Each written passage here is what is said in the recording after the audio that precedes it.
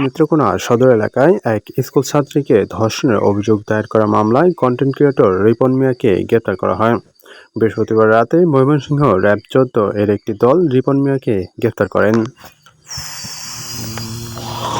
এর আগে মঙ্গলবার রাতে ভুক্তভোগী স্কুল ছাত্রীর বাবা বাদী হয়ে রিপন মিয়ার নাম উল্লেখ্য অজ্ঞাত পরিচয়ে আরও ৮ জনের আসামি করে নেত্রকোনা মডেল থানায় একটি মামলা দায়ের করেন।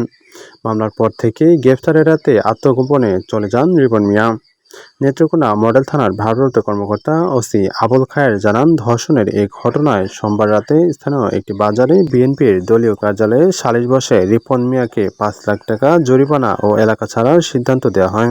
এই সালিশের বেশ কিছু ভিডিও ক্লিপ সামাজিক যোগাযোগ মাধ্যমে ছড়িয়ে পড়লে আলোচনার সৃষ্টি হয়।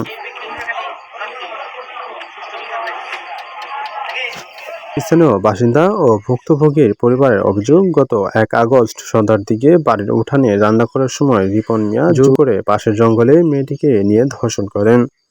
ঘটনার সময় তার বাবা ও মা দুজনেই বাড়ির বাইরে কাজে ছিলেন। মেয়েটির চিৎকারে প্রতিবেশীরা এগিয়ে গেলে পালিয়ে যান রিপন মিয়া।